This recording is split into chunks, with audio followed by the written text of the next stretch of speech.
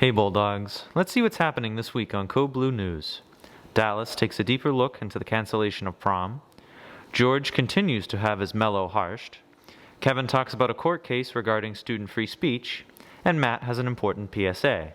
Now please stand for the Pledge of Allegiance and a moment of silence.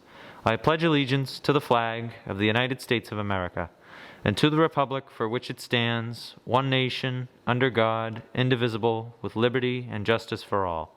Please remain standing for a moment of silence. Thank you. Hey Bulldogs, welcome back to Code Blue News Season 3. I'm Joseph McLaughlin here with Andrew LaRossi, 3 feet apart.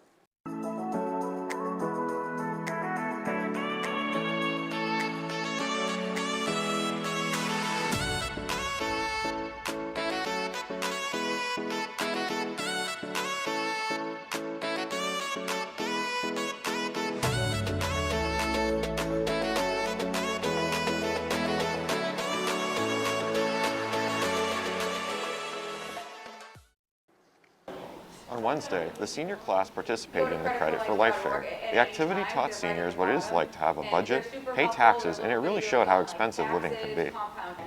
I feel like it was very Hopefully, beneficial everyone had a to good time. all of us because now we see how credit score actually works and how it can affect us in the real world based on our purchases with it. I think that I do have a better understanding now that we went through the whole Credit for Life thing. Basically, beforehand I was kind of clueless as to what I was going to do, but I think this kind of gave me a better idea of how to manage my spending. I feel like I have a better grasp and I understand what to do more. I feel like now I know that you can't throw your money away just out of nowhere. You got to be smart with what you do and you got to predict kind of for the future. Hopefully everyone had a good time, but you know who's not having a good time? Those juniors and seniors who had their prom canceled this year. Dallas Rodriguez Vieira is here with her first segment talking about why. With everything going on in the world, it is not surprising that the senior class in particular has had to make some serious adjustments to their final year at HMHS.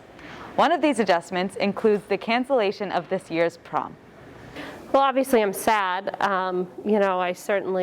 We love the prom. Everyone, it's a highlight of every year. We love seeing everyone all dressed up and knowing that, prom is something that people have done forever, and we hate to see that opportunity taken away from our students, but we also know that our first priority is keeping everyone healthy and safe, and so it's a tough decision. DESE came out with guidance that specifically said in the very first line that they do not feel that it's in everyone's best interest to host a prom, but at the end of the day, it's a decision that districts can make in conjunction with their own boards of health. There's always plans in the works to do things for our students. I think that right now it's all of the class advisors are just working extra hard to see if, what we could fit in, what we could do, communicating with the Board of Health to seeing what options we have. I just want everyone to know that we are always thinking of ways to make all of you happy and have fun and keep you all in our, everyone's best interest. A lot went into making this decision, and it is encouraging to see that the school cares so much about student safety. However, many students still have strong feelings about the situation. I'm pretty devastated to miss one of the best things about high school. I'm especially upset for the seniors who have had nothing this entire year, and it's just frustrating. I didn't expect it to happen. I thought that we weren't going to have a prom at all. So I didn't really get my hopes up. In the future, I hope we can involve ourselves in more school decisions and become a bigger part of what the staff decide. I wish they'd told us sooner. They held it off so long that we started to kind of feel like they were going to do something for us, and then they just canceled it. We were talking about having a movie night with the junior class, and I'm sure the senior class has something similar planned. So we wanted to compensate for missing the dance with something that the student body can still do. I'm excited for the events that they plan for us. It kind of sucks that we can't really do a lot of things for senior week, but I'm happy that they're trying to fit stuff in for us, and I'm really excited to graduate. We wish the best to our seniors and hope they are still able to enjoy their final moments of high school. This has been Dallas Rodriguez Vieira with Code Blue News. Back to you in the studio.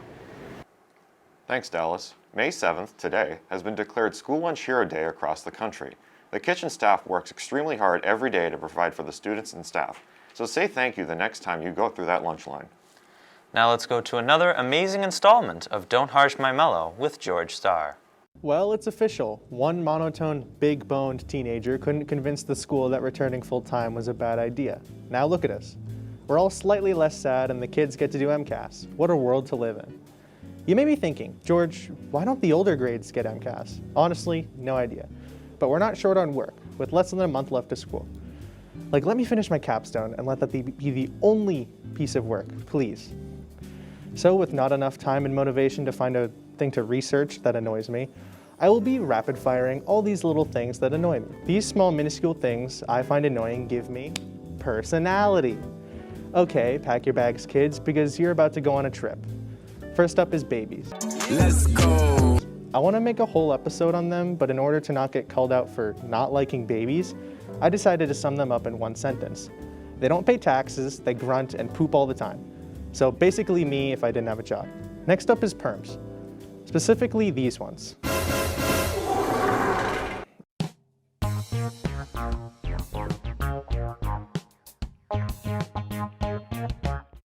If you catch me with a perm one day, politely shave my head. I really like beanies, but perms are just not it.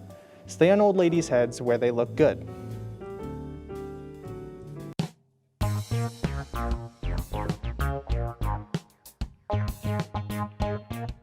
Next up is seltzer water. Seriously, what is seltzer? It's like TV static in a can. Next up is people who don't knock. Being the only boy, a teenage boy, and the oldest out of the 3 siblings in a house, I think privacy is extra deserving there, right? Wrong. I had to get my grandpa to help me get a lock on my door in February. 17 years without a lock. Every other person in my house has a normal lock, like in their bedroom. To top it off, Ava is the only one who knocks besides me. I am the one who knocks. Much respect, Ava. And to Ellie and my mom, it's that easy. This also counts for people who leave doors open instead of closing them when you leave. I mean, were you raised in a barn?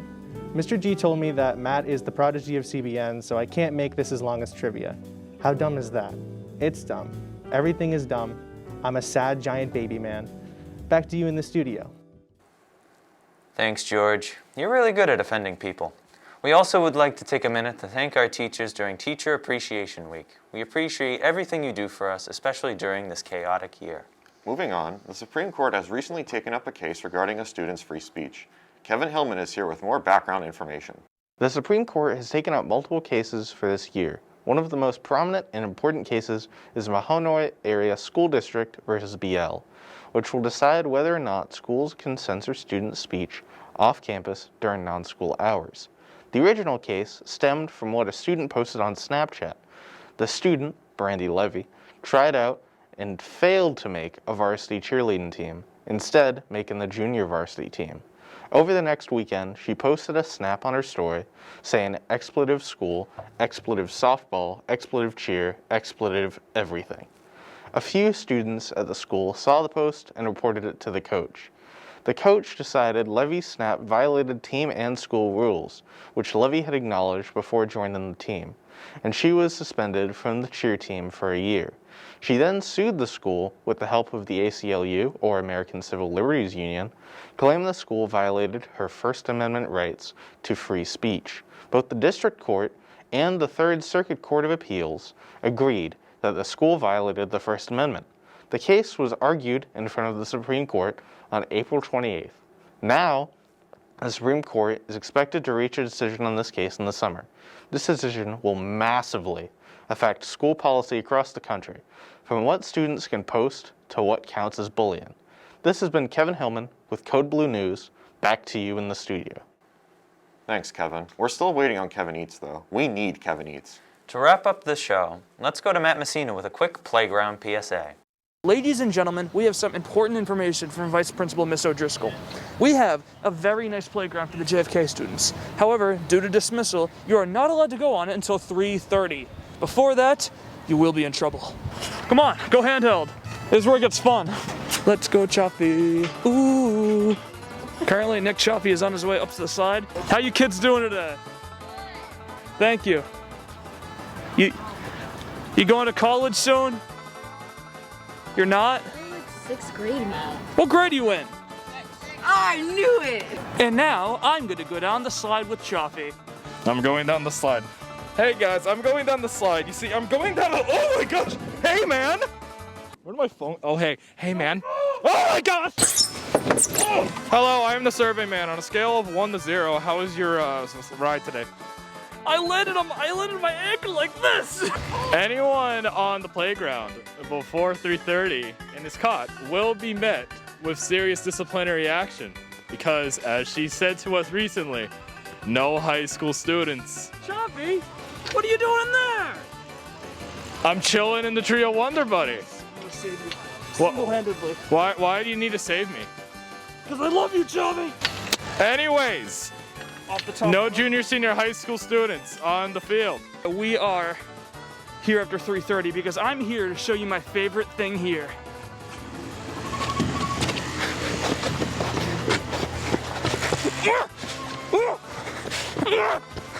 You won't have this much fun before 3:30. Make sure you're here after 3:30 so you do not get met with disciplinary action. Thanks, Matt. And a personal message to Mr. Chaffee. Please, please come home. Now, before we wrap up the show, we have the senior superlatives. I'll start off. Okay, so first, class clown, Kylie McKeon and Matthew Messina. Most athletic, Billy and Emma Curtis. Most likely to go to Hollywood, Carrietta Jacques and Inesta Prezzo. Best laugh, Kylie McKeon and Janora Spain Grant. Best smile, Cindy Bush-Jokai and Ilianis Luciano. Most musical, Carrietta Jacques, Harris Jacques and Isabel O'Connor. Most artistic, Savannah Felice and Kylie McKeon.